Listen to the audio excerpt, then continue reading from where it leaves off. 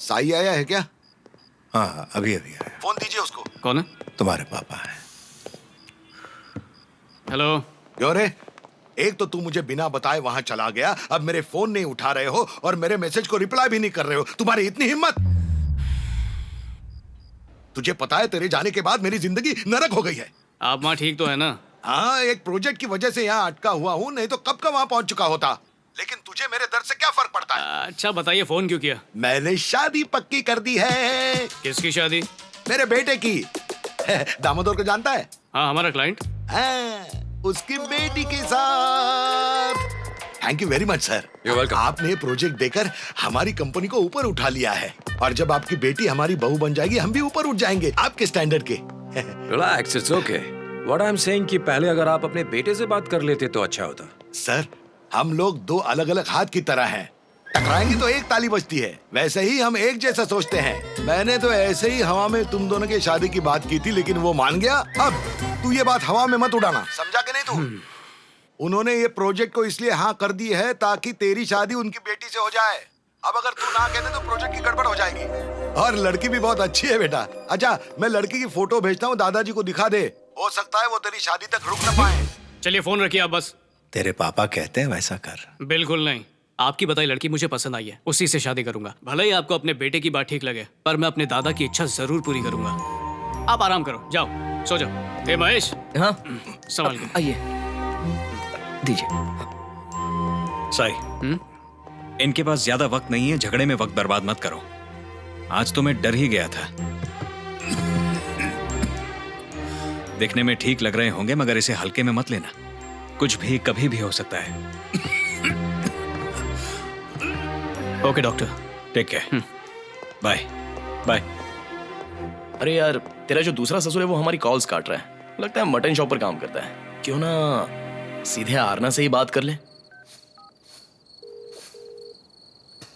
Hello, ये सब क्या है? चाचा से मिलना जरूरी था? हाँ, प्यार करना होता तो तुमसे पूछता। शादी करनी है इसलिए बड़ों से पूछा। पहले वो पसंद करेंगे, फिर तुम्हें करने बोलेंगे, फिर तुम भी करने लगोगी। तुम तो उन्हें लाइक करते हो, पर वो तुम्हें लाइक नहीं करेंगे और मेरे साथ तो कभी भी टैग नहीं करेंगे। देखती जाओ, कल सुबह तुम्हारे बड़े चाचा से मिलूंगा, शाम को पापा को मना लूंगा और रात को तुम्हारे दादा से बात करके परसों तक तुम्हारे साथ मंगनी कर लूंगा, समझी? क्या कहा? अगले सोमवार मेरी एंगेजमेंट है? नहीं, शनिवार। अगले 10 दिन में तो हमारी शादी भी हो जाएगी। ये सब डिटेल्स तुम अपने स्टेटस पर डाल सकती हो, पर टुक टुक पे नहीं है। शादी मुबारक हो।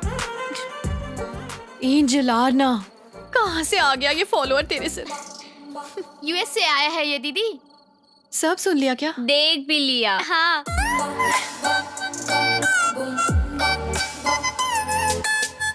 दीदी, जीजाजी कोई मामूली चीज नहीं है। ए, पागल है क्या? मेरी शादी नहीं हुई है अभी से। अगले 10 दिन में तो हो ही जाएगी ना। ऐसा उसे लगता है। ठीक है, देख लेंगे, प्रूफ भी मिल जाएगा।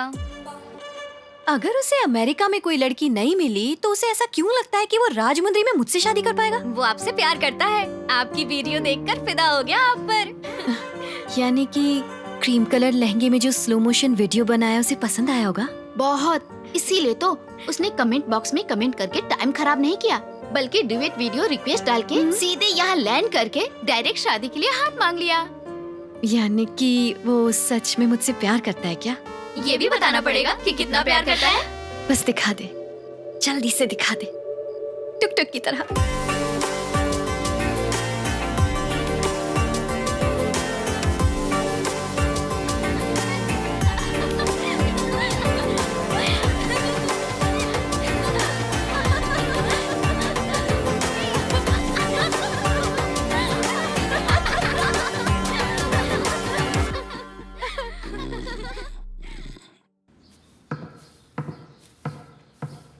दादाजी, क्या आप सिंह ब्रदर्स के घर जा रहे हो? हाँ, वही जा रहा हूँ। पता नहीं वो आपको और कितना परेशान करेंगे। ओए, ये सिंह ब्रदर्स कौन है? अरे सर, बड़े लोग हैं, लोकल लिकर बिजनेस में सबसे बड़े।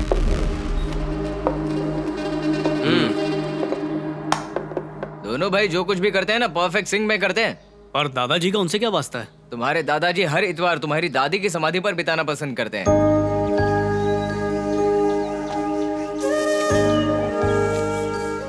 वो तुलसी में जाकर पानी डालते हैं, उनकी पसंद के फूल और मिठाई उनके लिए लेकर जाते हैं, उन्हें बताते हैं कि उनका पूरा हफ्ता कैसा रहा, चाहे हफ्ता कैसा भी रहा हो, लेकिन वहां जाकर उनके चेहरे पर चमक आ जाती है।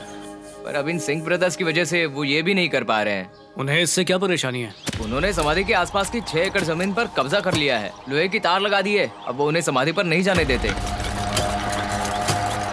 हमने कहा था कि उन्हें समाधि तक जाने का रास्ता छोड़ दे। उन्होंने कहा वो तब तक नहीं छोड़ेंगे जब तक ये हिस्सा उन्हें नहीं बेच देते।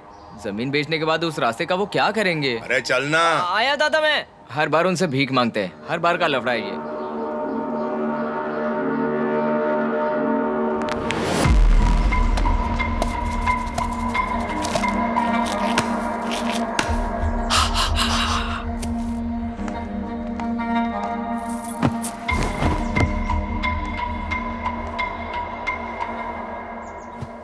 तुम फिर से आ गए रघु।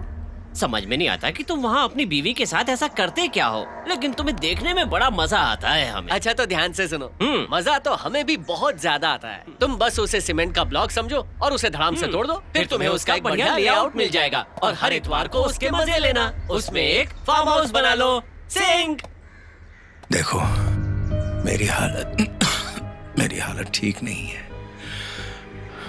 मैं ज्यादा दिनों के लिए जी नहीं पाऊंगा। प्लीज मुझे उसके साथ अपने बाकी दिन बिताने दो। ये क्या कह रहे हो सर? सच में?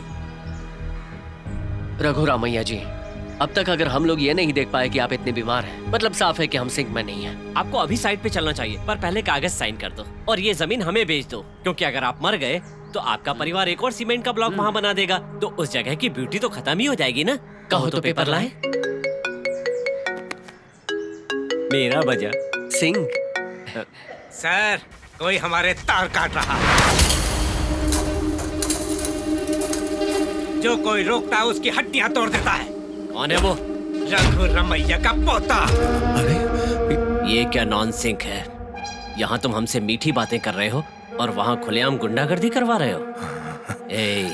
इससे पहले कि हम वहाँ पर पहुँचकर अपनी गाड़ी का ब्रेक लगाएं, उसकी बॉडी हमें विदाउट सिंक वहाँ पड़ी हुई मिलनी चाहिए। नागराजू, उसे जाने दो। हम हैं नागों के राजा।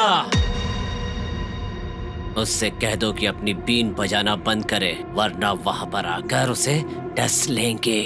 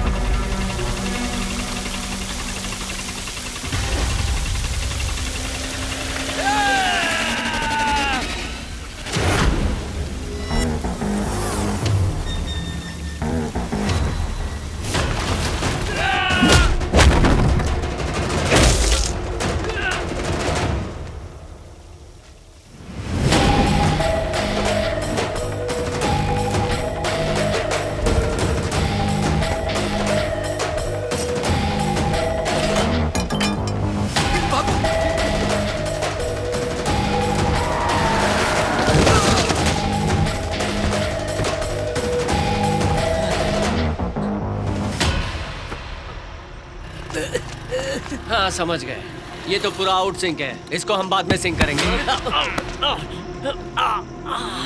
अच्छा ठीक है, चलो पकड़ो। हम दोनों को सिंक में मारना पड़ेगा। परफेक्ट, सिंक में मारना पड़ेगा। एक बार और। सॉरी, रास्ता उधर है।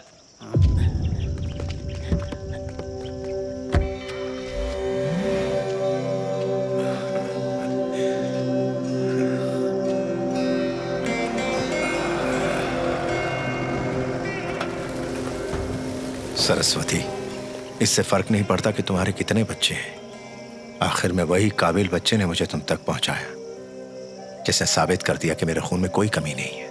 मेरे पोते ने।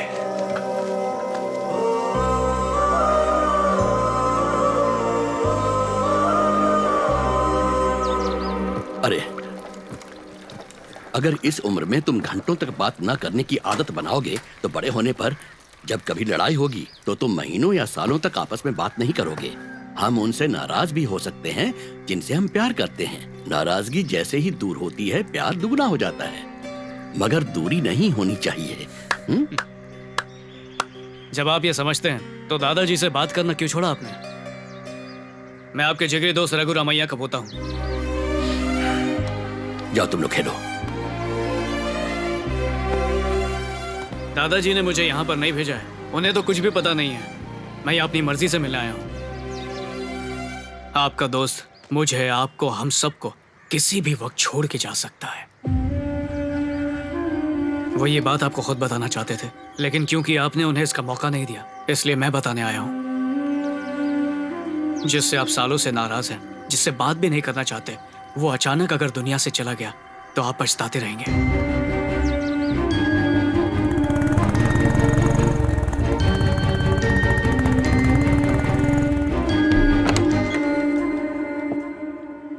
सूरी, रघु,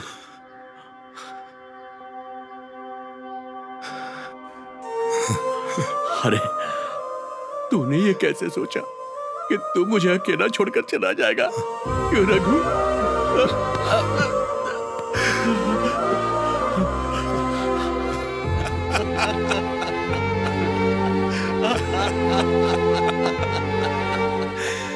तू आया तो ऐसा लग रहा है जैसे मौत भी छोटी हो गई है। मुझे लगा तुझे देखे बिना ही मर जाऊंगा। अरे इसके जैसा पोता तेरे पास है तो भला किस दादा की इच्छा पूरी नहीं होगी? चल मुझसे एक वादा कर। छोड़, जीने वालों से वादा लेना चाहिए। अरे मरने वालों का क्या भरोसा, हम तो आज हैं कल नहीं। तेरे जिंदा रहते ही तुझसे पूरा करवाऊंगा। तू अपने पोते की शादी मेरी पोती से कर दे, समझ गया? दादाजी, आप लोग दो शरीर जरूर हैं, पर आत्मा एक ही है। लेकिन तेरा बेटा मान जाएगा क्या? अरे वो मानेगा कैसे नहीं? अभी तक किसी को जायदाद नहीं दी है, सब कुछ मेरी मुट्ठी में है। मेरी उंगली पे नाचते हैं सब। अगर किसी ने मेरी बात नहीं मानी तो फिर